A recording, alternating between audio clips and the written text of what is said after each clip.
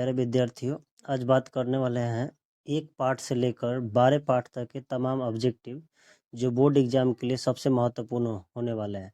पहला चैप्टर है हमारा श्रम विभाजन और जाति प्रथा। इससे संबंधित देखते हैं कौन कौन सा ऑब्जेक्टिव है। ये सभी ऑब्जेक्टिव टेलीग्राम पे डाल दिए जाएंगे। उस टेलीग्राम का लिंक इस वीडियो के डिस्क्रिप्शन में दे दिए जाएंगे।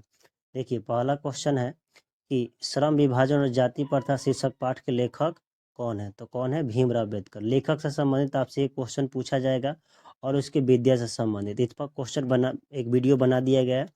श्रम विभाजन जाति प्रथा शीर्षक पाठ कौन सी विद्या है? तो निबंध है। उनका जन्म कब और कहाँ हुआ था ये भी सब दिया गया है। ये सभी पीडीएफ के क्वेश्चन बहुत महत्वपूर्ण है। ये बोर्ड एग्जाम को देखकर ही बनाया गया है। अगला है कि डॉक्टर भीमराव अम्बेडकर किस परिवार में जन्मे हुए थे? दलित वर्ग में। अगला क्वेश्चन है कि भारतीय संविधान के निर्माता किन्हें कहा जाता है? तो भीमराव अंबेडकर को। ऐसे क्वेश्चन बहुत सारे क्वेश्चंस है इसमें। ये सभी क्वेश्चंस आपको टेलीग्राम में दे दिए जाएंगे, वहां से आप डाउनलोड करके प्रिंट आउट करके इसको पढ़ सकते हैं। इसी तरह क्वेश्चन है कि लेखक भीमराव अम्बेडकर के चिंतन और रचनात्मक मुख्यतः कितने प्रेरक व्यक्ति है? तो 3 व्यक्ति। वो कौन कौन है? तो बुद्ध, कबीर और ज्योतिबा फुले। ये सभी बोर्ड मॉडल क्वेश्चंस है। अगला क्वेश्चन है कि भीमराव अम्बेडकर का निधन कब हुआ था? तो 6 दिसंबर 1956 को दिल्ली में। उसके बाद भीमराव अम्बेडकर के कुछ रचनाएं दिया गया है यहाँ पर। The caste in India, annihilation of caste, the rise and fall of the Hindu women who are Shudras इत्यादि, ये सभी है। ये के क्वेश्चन पूछे जाते हैं। ये सभी क्वेश्चन आपको बताते चलते हैं और एक एक क्वेश्चन देखते चलिएगा। इसमें बहुत मोस्ट इंपॉर्टेंट सभी क्वेश्चंस दिए गए हैं। उसके बाद है कि एनहिलेशन ऑफ कास्ट का हिंदी रूपांतरण किसने किया? ललाई सिंह यादव के द्वारा किया गया था। फर्स्ट चैप्टर के क्वेश्चंस है। क्वेश्चन देखते चलिएगा। डॉक्टर अंबेडकर ने किस पत्रिका का संपादन किया था? तो बहिष्कृत भारत। और भीमराव अम्बेडकर ने पीएचडी की उपाधि कब धारण की थी? तो 1916 में। उसके बाद क्वेश्चंस हैं। देखिए, सभी क्वेश्चंस हैं। आप यहाँ पर हम कहीं कहीं से बता रहे हैं, आपको डिटेल्स देख लेना है टेलीग्राम से डाउनलोड करके। आधुनिक सभ्य समाज के लिए श्रम विभाजन आवश्यक क्यों है? तो कार्य कुशलता को लेकर। और क्लास के विद्यार्थियों से हम कहना चाहते हैं कि उनको जो भी नोट्स मिला है उसी नोट्स को प्रैक्टिस करते रहे और उसी प्रैक्टिस के आधार पर अपना रिवीजन जारी रखें। सभ्य समाज के लिए आवश्यक क्या है? तो कार्य कुशलता। उसके बाद क्वेश्चन ऐसे ही दिए गए। आप सभी को क्या करना है? इन क्वेश्चंस के बारे में सभी को पढ़ते ही रहना है। अब दूसरा चैप्टर है 20 के दांत। दूसरा चैप्टर है हमारा 20 के दांत। और 20 के दांत के लेखक कौन है? तो नलिनी शर्मा। और इनसे संबंधित भी क्वेश्चंस यहाँ दिए गए। हम सभी क्वेश्चंस को आप केवल दिखाते चलते हैं, आपको रिवीजन करना है और यहाँ से भी एक बार देख लेना है। हम आपको सभी क्वेश्चन बताते चलते हैं। देखिए, 20 के दांत शीर्षक कहानी के कैसी कहानी है? तो मनोवैज्ञानिक कहानी है और इसमें एक सेन साहब के बारे में बात की गई जिनका मोटर कार कहाँ खरीदी है? तो बंगले में। वो 7,500 में मोटर कार खरीदी होती है। ठीक, यहाँ पर क्वेश्चंस वही है कि सेन साहब की नई मोटर कार कितने में आई थी? तो 7,500 में आई थी। ठीक, इसके बाद भी क्वेश्चंस यहाँ पर दिए गए हैं। देखिए, नेक्स्ट क्वेश्चन उसी पार्ट से संबंधित है। सभी क्वेश्चन जो है हम आपको केवल एक बार दिखा रहे हैं। ये सभी क्वेश्चन मोस्ट इंपॉर्टेंट है, आप वहाँ से पढ़ लीजिएगा क्योंकि हम एक एक क्वेश्चन पर बनाए वीडियो तो बहुत लंबा समय लग जाए। आपके पास भी उतना समय नहीं है कि आप इतना समय दे। देखिए, मदन के पिता का क्या नाम था? गिरधारलाल। इसके पुत्र का नाम क्या था? तो मदन नाम था। ऐसे ही लड़के आगे चलकर ये सभी क्वेश्चंस आपको एक शॉर्ट लिस्टेड दिखाते चलते हैं कि आपको क्वेश्चन कितने इंपॉर्टेंट सभी क्वेश्चंस है। देखिए, सेन साहब ने किसे फटकार लगाई है? डांट किसे लगी? गिरधर लाल को। ठीक, ये भी क्वेश्चंस आपको दिखाते हैं। सभी बढ़िया क्वेश्चंस है, आपको पढ़ते ही चलना है। अगला है भारत से हम क्या सीखे। भारत से हम क्या सीखे पाठ से ऑब्जेक्टिव देखिए क्या क्या है कि भारत से हम क्या सीखे शीर्षक पाठ के लेखक कौन है? Max Muller. देखिए, पाठ से और विद्या से 2 क्वेश्चंस आपको कंफर्म है। इससे 6 क्वेश्चन पहले भी पूछा था, अभी वस्तुनिष्ठ में पूछा जाता है। ठीक, अगला क्वेश्चन है मैक्स मुलर के पिता का नाम क्या था? तो विलियम्स मुलर। अगला क्वेश्चन है, देखते चलिए, आपको केवल रिवीजन करते चलना है क्योंकि आपके पास भी समय नहीं है और इतने समय में आपको सभी क्वेश्चंस भी बताते चलना है। देखिए, एक एक क्वेश्चंस है, आपको इन सभी क्वेश्चंस में सब देखिए, ये भी बहुत महत्वपूर्ण क्वेश्चंस है कि मैक्स मुलर को वेदांतियों के वेदांती किसने कहा? स्वामी विवेकानंद है। हमने सभी क्वेश्चन जो क्लास में दिए हैं वो सभी आपको नोट्स दे रहे हैं ताकि आप अच्छे रिजल्ट ला सके। अगला क्वेश्चन है कि सर्विस संपदा और प्राकृतिक सौंदर्य से परिपूर्ण देश कौन है? तो भारत है। हम ये ऑब्जेक्टिव क्वेश्चन लाए हैं, हम आपको टेलीग्राम में भी सब्जेक्टिव क्वेश्चन मोस्ट इंपॉर्टेंट जो क्वेश्चन होगा वो दे देंगे, उसको आपको याद कर लेना है। देखिए एक एक क्वेश्चन यहाँ पर दिया गया, यहाँ पर क्वेश्चन ये पूछा गया, अभी स्कूल के एग्जाम में पूछा गया है कि दारिश 172 नामक सोने के सिक्कों से भरा घड़ा कहाँ मिला था? तो बनारस में मिला था। ठीक, और एक इन्हें मिला था तो वारेन हेस्टिंग्स को मिला हुआ था। ठीक, एक क्वेश्चन है शाहनामा का क्वेश्चन है। ये क्वेश्चन पूछे जाते हैं कि शाहनामा की रचना कल किस सदी में हुई थी? 10वीं से 11वीं सदी में। ऐसे ही क्वेश्चन है सबसे प्राचीनतम भाषा कौन है? तो संस्कृत है। भारत के लिए स्वप्नदर्शी कौन थे? Sir Williams. देखिए नेक्स्ट क्वेश्चन है, यहाँ पर सभी क्वेश्चंस के पूरे लिस्ट ही हम आपको डाल रहे हैं पूरा, कि आप सभी को रिवीजन भी कर ले। यहाँ पर दारिश क्या है? सोने का एकदम प्राचीनतम सिक्का है। मुंडा किस देश की जाति है? तो भारत। ये सभी क्वेश्चंस दिए गए हैं ताकि आपको भी ना लगे कि क्वेश्चंस कम दिए गए हैं और क्वेश्चंस कम देकर आपको गुमराह किया जा रहा है। नहीं, ऐसा कोई बात नहीं है। हम आपको तमाम क्वेश्चन दे देते हैं ताकि इसे रिवीजन करें और अपने प्रैक्टिस सेट को करते रहें, आपका रिजल्ट अच्छा हो। इसके लिए हम आपको क्वेश्चंस पूरा दे रहे हैं, VBI क्वेश्चंस है, आपको याद कर लेना है। नाखून क्यों बढ़ते हैं से इसके लेखक कौन है? हजारी प्रसाद द्विवेदी है, इनका जन्म 1907 में हुआ था। ये सभी क्वेश्चंस दिए गए हैं।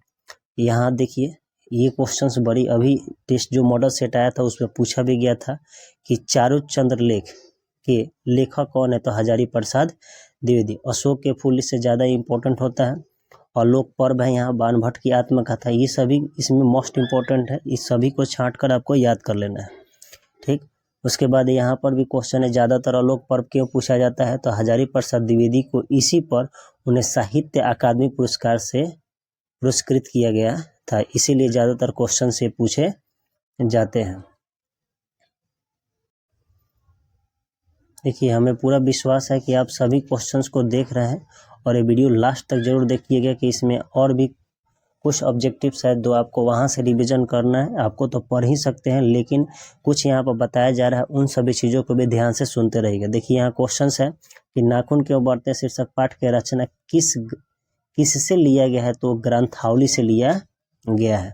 उसी तरह क्वेश्चन यहाँ पर है, नाखून ने निर्जल अपराधी किसे कहा है? नाखून को लेखक ने निर्जल अपराधी किसे कहा है? नाखून को। नाखून क्या है? एक अस्त्र है। ये सभी अगर समय होता तो हम एक एक चैप्टर बताते, लेकिन आपके पास भी समय नहीं है ताकि एक एक चैप्टर को इतना लंबे समय तक वीडियो देखें, इसलिए हम आपको कुछ इसमें मोस्ट इम्पोर्टेंट बताते चलते हैं।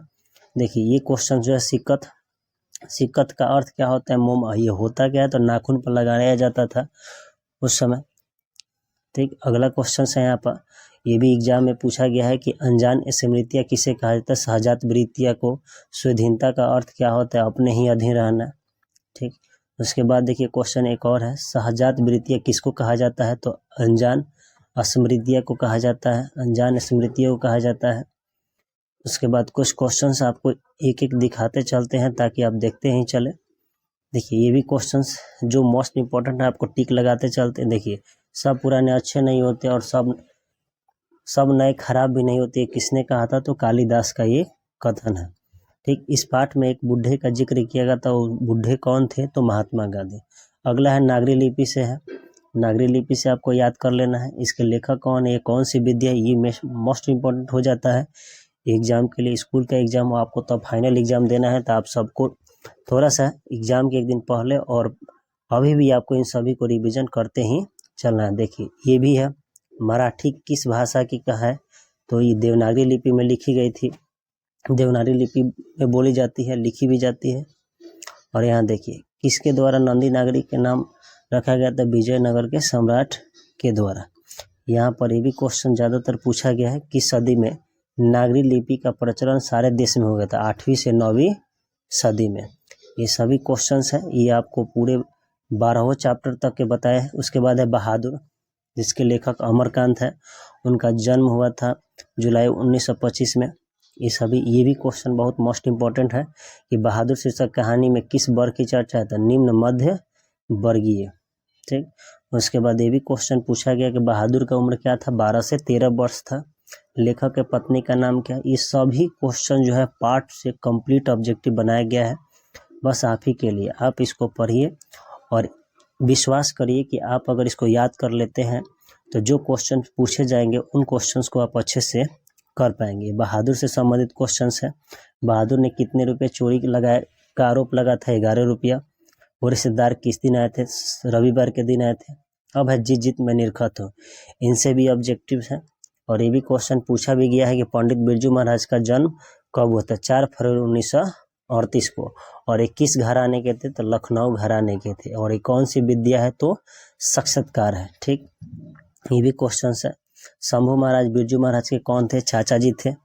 और बिरजू महाराज के कितने वर्ष के थे जब उनके पिताजी की मृत्यु हुई थी? तो वो 9 वर्ष के थे। ठीक, इसी तरह क्वेश्चन सभी देखिए हम आपको जो भी क्वेश्चंस लाएंगे मोस्ट इंपॉर्टेंट लाएंगे ताकि आप बोर्ड के एग्जाम में अच्छे कर पाए। अब अभी न्यूज से है, देखिए रोन नदी कहाँ है? तो दक्षिण फ्रांस में। ला सतलुज क्या है? एक ईसाई मठ है। और वो कितने दिनों तक रुके थे? तो 19 दिनों तक। सभी क्वेश्चंस हैं यहाँ पर। उसके बाद है मछली है, ये भी क्वेश्चंस देखिए। ये आपको इसलिए सभी दिखा रहे हैं, अगर आपको केवल यही बोल दे कि पढ़ लेना है तो पढ़ ही सकते हैं। ठीक, लेकिन हम आपको एक एक क्वेश्चन इसलिए बता रहे हैं ताकि कुछ मोस्ट इंपॉर्टेंट भी इसमें क्वेश्चंस है। जैसे मछली शीर्षक हर में बताया गया किस वर्ग की है? तो ये भी निम्न मध्यम वर्गीय। मछली शीर्षक कहानी किस कहानी संग्रह से ली गई? तो महाविद्यालय से ली गई है। उसके बाद लेखक के छोटे भाई का नाम क्या था? तो संतु नाम था। मरी हुई मछली कितनी थी? तो मरी हुई मछली कितनी थी? तो एक थी और उसमें 2 क्या थी? जीवित थी। ठीक, लेखक मछलिया को लेकर कहाँ चले गए? तो सीधे वो नहान घर में चले गए थे। मोहरा क्या था? तो पाठ में एक नदी की चर्चा की गई है। मोहरा नदी की चर्चा की गई है। ठीक, इसी तरह के क्वेश्चंस आपको है, ये सभी क्वेश्चंस आपको पढ़ लेना है। हम इसके बाद की वीडियो में आपको संस्कृत का क्वेश्चन सभी आपको दे देंगे, उन सभी क्वेश्चंस को भी आपको याद कर लेने हैं। देखिए शिक्षा और संस्कृति लास्ट पार्ट है और इस पार्ट में गांधी जी के द्वारा जो भी बात कही गई है उन सभी क्वेश्चंस को इसमें लाया गया है। ठीक, अब इसके बाद हम नेक्स्ट वीडियो में मिलते हैं और उसमें संस्कृत के बारे में बताएंगे। तब तक के लिए आप सभी को पढ़ाई करते रहिए और सबको जय हिंद।